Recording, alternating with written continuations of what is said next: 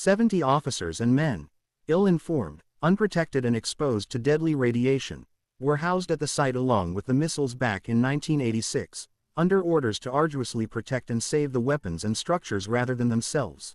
The site included the nuclear plant and the Chernobyl over-the-horizon early warning radar station, a 500-meter-long, 150-meter-tall installation designed to detect strategic missiles launched from the United States.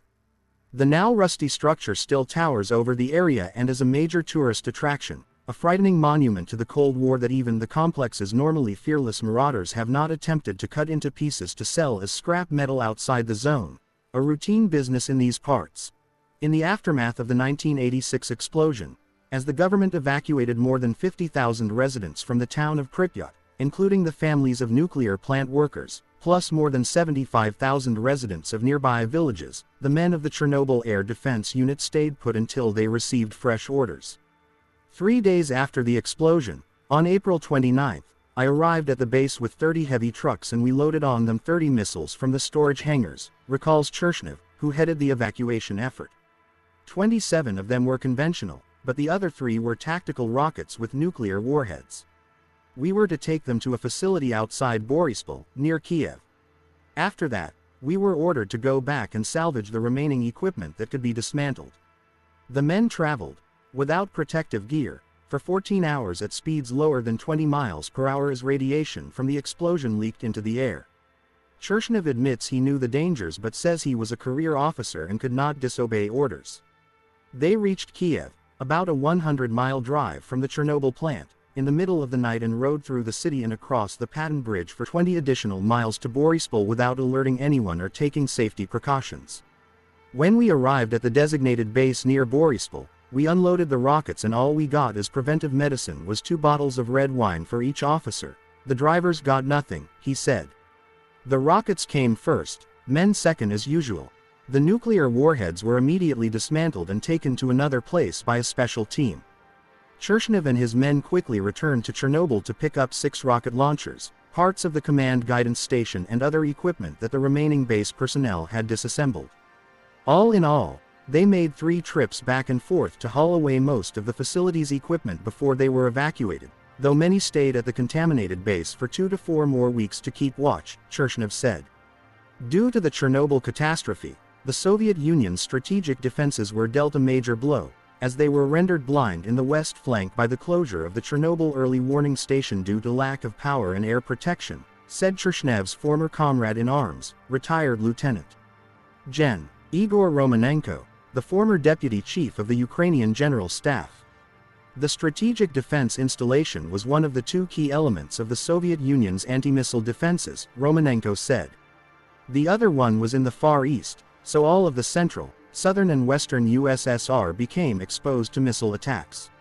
This was a heavily guarded secret at the time, he said. The rocket system in place at Chernobyl was the S-75-4M, a modernized version of the system that shot down American pilot Francis Gary Powers' U-2 spy plane in 1960, Romanenko said. Its tactical nuclear warhead modification is intended to destroy a cluster of planes and rockets or a heavy bomber, he said. Romanenko, who in 1988 assumed command of the Kiev Air Defense Brigade, also confirmed that the battalion that evacuated from Chernobyl had nuclear-tipped missiles in its arsenal. They were to be used only in case of clear danger of nuclear attack, he said in an interview. It worked like this. The decision was to be made in Moscow. Moscow would send me, as a brigade commander, a coded message to set the nuclear-headed missiles in a combat position. Then I was supposed to receive another coded message authorizing the launch. And only then would I issue an order to the commanders of my battalions to push the button. Required to be beside him in the control room prior to such a launch would be a special task officer sent by Moscow whose job it was to ensure that the commander obeyed orders. That man was always armed. If I ignored the order, refused to carry it out, the officer was instructed to kill me on the spot, Romanenko recalled with a smile. At Borispol, Chernobyl and his men spent days and nights on end scrubbing their radioactive equipment and trucks with special powder. My men washed the stuff with the hardest brushes ever until they were falling over with fatigue and with bleeding blisters on their hands, but nothing helped, said Chernobyl. We kept measuring the radiation and it was still the same, still high. Moscow then ordered the trucks back to Chernobyl to be left in a so-called cemetery for dirty vehicles, helicopters and other equipment. But they told us to keep the system parts, the rockets and the launchers at the base near Boryspil, he said. After what he calls the operation in futility concluded, Chernobyl said he burned his uniform, boots, hat and underwear behind the barracks. The soldiers were discharged while the officers continued to serve in various units. They never really knew how much radiation they were exposed to, Chernobyl said. 3 years later, a commission of civilian and military experts came from Moscow to see if the rockets and the rest of the equipment could be reused. Prior to the group's arrival, everything was again washed and scrubbed for several days, Romanenko said. The experts measured all the stored hardware and rockets brought from Chernobyl and their counters went mad. Said Romanenko. They told us we were crazy to keep this stuff at the base, told us to get rid of it as soon as possible and then left in a hurry. For 3 years the contaminated hardware had been kept in the area of the unit. When Chernobyl got back from that trip, he repeated the ritual of burning his uniform. No one in the world knows that we existed and what we went through, he said. And all for nothing. All so stupid and futile. We didn't save anyone. We didn't clean up anything. All those I personally know and have kept track of all these years are either badly sick like myself or dead by now. My driver who accompanied me on all the convoys was discharged and died at 28. My fellow deputy brigade commander, who was also dealing with contaminated equipment, died in 1995 of cancer.